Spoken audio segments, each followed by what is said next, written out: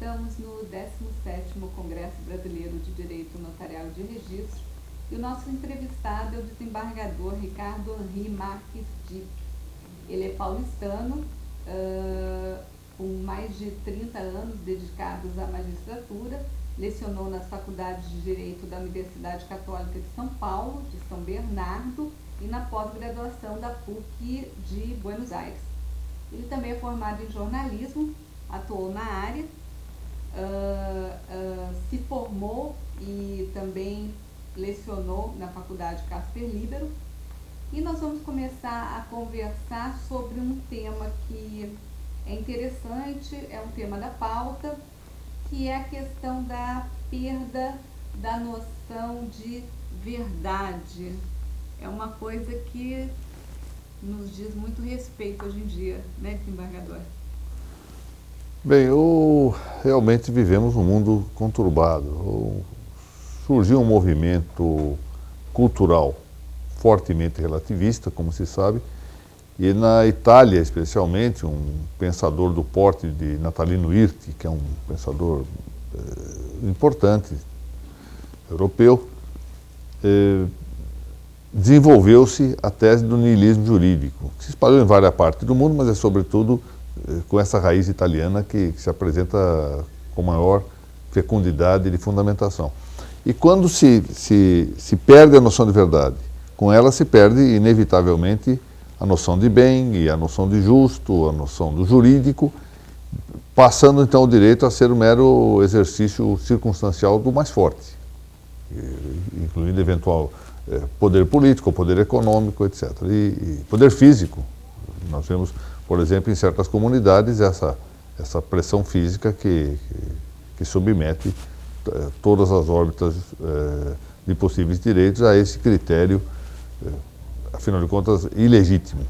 E, no fundo, isso se dá porque se perdeu a noção de ser a verdade algo que se possa atingir. Ou seja, voltamos nesse aspecto ao pensamento sofístico, pré-socrático, em que exatamente a verdade não tinha relevo. E no Brasil de hoje, onde que existe a perda da verdade? Bom, eu penso que é um fenômeno mundial, esta diminuição, ela não se põe propriamente como uma afirmação muito frequente, se nós pensarmos no campo jurídico. É mais uma certa desconfiança, um certo agnosticismo com o verdadeiro, ou seja, com isso acaba sendo justificada uma estrutura de força ou de poder econômico, ou, como eu dizia, de poder político, porque se tem também, junto com esta frequente perda do primado da verdade, quer dizer, de uma fundamentação metafísica também para o direito, se tem com isto, do ponto de vista prático, um apego a qualquer realidade positiva que aparente ancorar uma solução. Então já não se faz diferença entre uma verdadeira lei e uma corrupção da lei, entre uma norma moralmente justificada e uma norma moralmente não justificada. Basta que haja um texto, por exemplo, no Diário Oficial para que isso seja automaticamente aplicado sem que um juízo de valor se estabeleça. É claro que isso se faz muito estendidamente. Há óbvias fontes de resistência, há honrosíssimas exceções, até de doutrinadores que têm consciência do problema e têm apontado. Não é um fenômeno, digamos, massivo a ponto de dizer que ninguém se desatrele dessa orientação. Isso fique claro para não parecer que seja um julgamento maciço, por exemplo, do pensamento jurídico brasileiro. E quando o senhor fala sobre isso, na verdade, me lembro uma entrevista que o senhor deu um tempo atrás sobre a questão quando existe uma insegurança, existe também uma novidade jurídica. Né? A gente pode fazer também uma conexão entre essa questão da verdade e a questão da insegurança, e que exatamente aparece uma novidade jurídica. É certo. Há vários aspectos aí que eu poderia considerar. Realmente, eu não vejo uma possível segurança jurídica sem que seja, ao mesmo tempo, segura e jurídica. Ou seja, sem a juridicidade ou sem a estabilidade, não há segurança jurídica. De modo que, se nós tomarmos a segurança desde o aspecto subjetivo, que ela corresponde à certeza, sem certeza no direito, não há segurança. E é preciso que essa segurança seja ela também justa. Daí a ideia de juridicidade. Se nós tomarmos a sua sugestão de insegurança como um elemento de injustiça, de injuridicidade, de violação de níveis morais, de níveis do justo, da consecução da res justa e tudo, nós vamos compreender que isso gera automaticamente insegurança, porque quebra esse dúplice pressuposto de que, para que haja segurança jurídica, é preciso que a estrutura seja segura ou subjetivamente certa, mas ao mesmo tempo dotada de juridicidade. Isso quer dizer, conforme ao justo. E isso provoca efetivamente uma novidade. Novidade porque o direito tem que ir atrás de corrigir o eventual desastre provocado pela ilicitude. Mas há outro aspecto menos perverso que se deva considerar. É realmente o fato de que a sociedade, que se comporta mais ou menos, metaforicamente, como um organismo vivo, ela tem o seu dinamismo próprio e vê nascer situações novas. Situações novas que reclamam a adoção de regra. Na verdade, o direito, rigorosamente, o bom direito nasce da prática, da reiteração de soluções e da análise de se essas soluções efetivamente se conformam com a situação de fato para atribuir a cada um o que é seu. E aí nasce o direito. Portanto, é feliz a sua pergunta também por esse aspecto, ou seja, a insegurança jurídica vem junto com uma novidade, que é a novidade de tentar encontrar uma solução que resolva e, enfim, nos dê a certeza de orientação. Como devo agir em tal quadro? Muito bom. E também, voltando à questão, o senhor é jornalista, atuou como jornalista? Fui jornalista. Talvez gostasse ainda de ser, mas não sou mais. E nessa questão, existe uma questão interessante, que é quando, obviamente, quando o processo não corre em segredo de justiça, quando o processo ele sai da mão do juiz e vai para as páginas dos jornais. O senhor entende que hoje a Operação Lava Jato tenha chegado a esse estágio? As delações premiadas, enfim, visto que existem vazamentos, como é que o senhor enxerga essa situação hoje? Esse é um tema complexo, que precisa ser visto com muita cautela. O lugar próprio para a manifestação judicial é efetivamente o foro. Trazer os casos judiciais para o julgamento popular, julgamento profano, costuma produzir resultados nem sempre adequados. Alguns programas de televisão, por exemplo, na Europa, têm até o título "Agora você decide". Ou seja, apanha um processo judicial, mal ou bem decidido, não importa, porque a atividade jurisdicional é uma atividade humana, portanto está sujeita a erro, e ela leva para a população, e quase sempre com uma linguagem passional, uma linguagem emotiva, provocando sensibilidades, etc. Bom, isso tem esse aspecto negativo, mas há, de quando em quando, um aspecto que nós devemos valorizar. Em processos muito grandes, que envolvam pessoas que possuem poder econômico muito forte, um poder político muito forte, talvez convenha que a sociedade acompanhe, se não tecnicamente, estou usando aqui a palavra tecnicamente de maneira um pouco imprópria, mas se não juridicamente, dando o parecer de qual regra aplicar, de qual melhor solução aqui e ali, porque isso é praticamente impossível sem a vista dos autos, sem um pouco de meditação, ao menos para exatamente permitir que o judiciário exerça sua função com liberdade. e que os juízes não se sintam pressionados pelos poderosos. Eu não estou dizendo que isso ocorra, de modo nenhum, na atual situação que a senhora mencionou do Lava Jato. Eu não quero fazer esse juízo de valor à distância. Por mais que eu deva dizer que tenho um grande respeito pessoal, adquirido, nem eu conheço pessoalmente, pelo juiz Sérgio Moro. Não se trata, portanto, de nenhuma afirmação concreta. Mas todos temos que admitir que em situações como essas, envolvendo grandes autoridades políticas, grandes patrimônios econômicos, o juiz se sentirá muito pressionado se não tiver um apoio razoável de alguma estrutura que lhe dê o contrapeso para suportar esse peso oposto. E não há dúvida que, nesse momento, o fato de a imprensa dar cobertura ao julgamento está permitindo com que o judiciário cumpra o seu papel com liberdade. Se acerta ou não acerta, volto a dizer, é um problema de ver os autos e não cabe a mim. Aliás, do ponto de vista da lei orgânica, eu estaria até proibido de me manifestar sobre o processo em andamento na mão de outro magistrado. Durante o Congresso, o senhor presidiu uma mesa sobre o provimento do CNJ. Eu gostaria que o senhor elencasse os principais pontos que foram discutidos. Olha, foi um painel muito interessante sobre o que se chamou de provimento do CNJ, que na verdade era o tema da normativa mínima do CNJ, com o acréscimo do provimento 47 e do provimento 46, que tratam dos registros eletrônicos.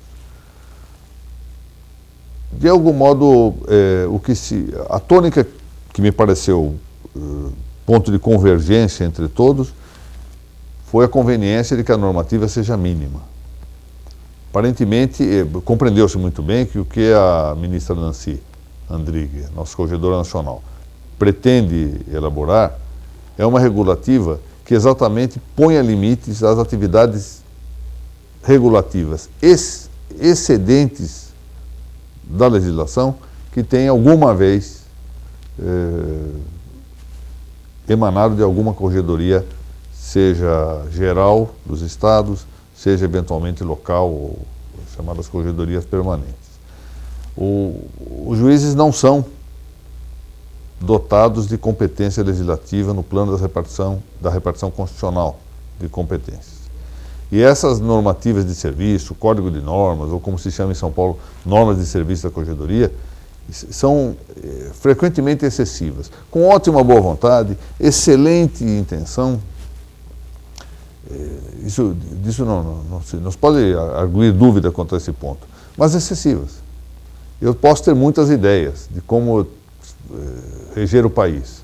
Posso até ter ideias de como a senhora deve reger a sua casa, mas não me cabe, eu não tenho competência para elaborar essas leis. Então, nisto o painel manteve em convergência, que a normativa tem que ser mínima, e como eu disse ao final, na minha última fala, o ponto central dessa minimidade da normativa está exatamente na defesa da independência jurídica do notário e do registrador. Sem independência jurídica do notário e do registrador, não há notas e não há registros públicos. Normativas excessivas, emanadas das corregedorias gerais e das corregedorias locais, no meu modo de ver, adversam efetivamente essa independência jurídica. Portanto, contribuem, a despeito de sua boa vontade, de sua boa intenção, para um certo prejuízo institucional. E prejuízo institucional que vai atingir ao fundo o bem comum, ou seja, o bem da população. Nós precisamos retomar a ideia de que as notas e os registros, melhor dizendo, os notários e os registradores públicos são funções da comunidade, respondem diretamente à lei, não são membros do Estado. Isto é que não se está vendo adequadamente. Bom, esse foi o ponto de convergência. A relativa divergência se pôs no campo do caráter estadual que se tem dado às centrais de registros eletrônicos.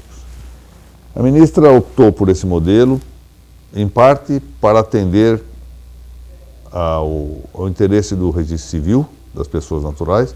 Foi por isso que, em certa medida, se emendou o antigo provimento 38, alterando-o pelo provimento 46. em parte para atender a um reclamo das corregedorias gerais. Nós vivemos num Estado federal, então para melhor harmonizar com o regime federativo, deixou-se que cada corregedoria geral decida o que fazer com as suas centrais, mas tanto não fechou a porta para uma central ampla, que permitiu que onde os estados não tenham as suas centrais estabelecidas, eles ingressem nas centrais que por acaso houver no Brasil. Significa dizer, em última análise, se houver uma só, todos poderão congregar-se nesse.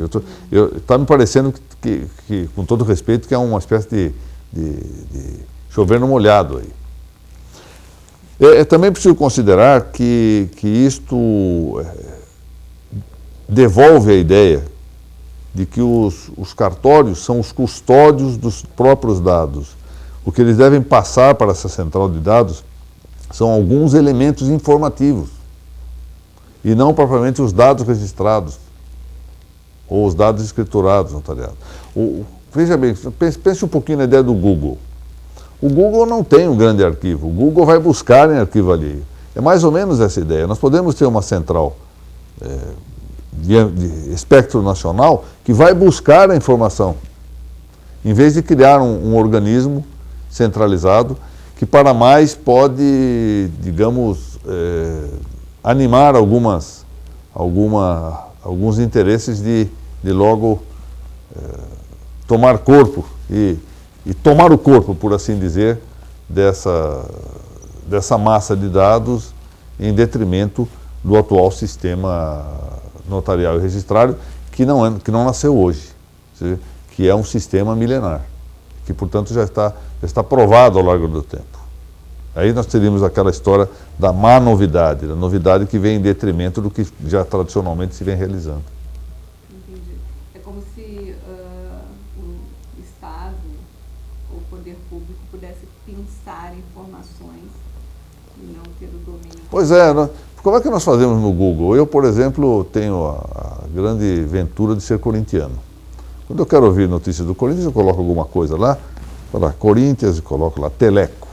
Eles não têm lá no Google americano, imagina, vão falar do Teleco do Corinthians. Eles vão buscar em outras fontes, não, onde estão esses dados. Mesma coisa assim pode ser essa ideia do que se está pensando no espectro nacional para as centrais. Eu não vejo a necessidade da criação de um órgão centralizado.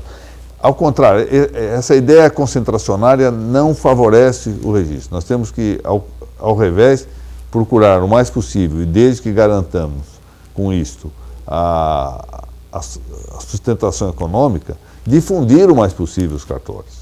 Colocar os cartórios em mais lugares. Eu penso sobretudo no registro civil, nas notas que devem ir para os distritos, ainda que eventualmente anexados ao serviço, não importa por agora considerar esse ponto.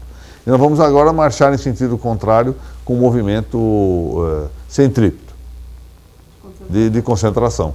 Quando, a meu ver, nós podemos manter a desconcentração. Há uma outra vantagem. As corregedorias estaduais conhecem mais de perto seus serviços e podem, portanto, determinar. Os próprios registradores, que são aqueles que devem cuidar das suas centrais, ou os notários da sua, têm condições localmente, isso é normal que seja assim, porque se conhecem quase sempre, muito melhor do que alguém do Acre vai conhecer do Rio Grande do Sul, e determinar o que é mais útil para a dada região. Parece que só há vantagem nisso. Eu vejo com preocupação que não se tenha compreendido esse sistema de compartilhamento, de buscar o dado e, em troca, se queira fazer uma entidade única e centralizadora. Não penso que seja bom isso. Pelo menos, em minha opinião pessoal, a ministra nunca me disse isso, eu quero deixar isso claro, eu falo em meu nome próprio aqui, não em nome da ministra, que nunca me disse isso diretamente, mas tudo leva a crer que, ao fundo, algo semelhante a essa ideia terá passado na mente dela para que ela tenha adotado essa posição. Isso que eu vou lhe perguntar é só um desconhecimento meu. Talvez por essa diversidade, que cada estado tem a sua própria norma da corregedoria. É certo. Embora haja o seguinte, as normas de serviço, elas tiveram uma origem localizada na década de 70, territorialmente localizada. E a partir daí ela acabou se gerando um certo espelismo nos vários estados. Então, é muito interessante ver que alguns estados não têm a estrutura, por exemplo, do Rio Grande do Sul, Santa Catarina, do Paraná, de São Paulo, do Rio de Janeiro, de Minas, mas copiem essas estruturas. Então, as normas, às vezes, são normas até maiores que as normas, por exemplo, de São Paulo. As normas de São Paulo hoje já são praticamente não são suscetíveis de leitura.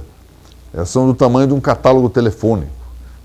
Já começam a descumprir a finalidade para a qual se voltam, porque se o objetivo era colocar um modelo mais fácil, uma espécie de livro de receita de culinária, então, vamos ver aqui o que tem que fazer.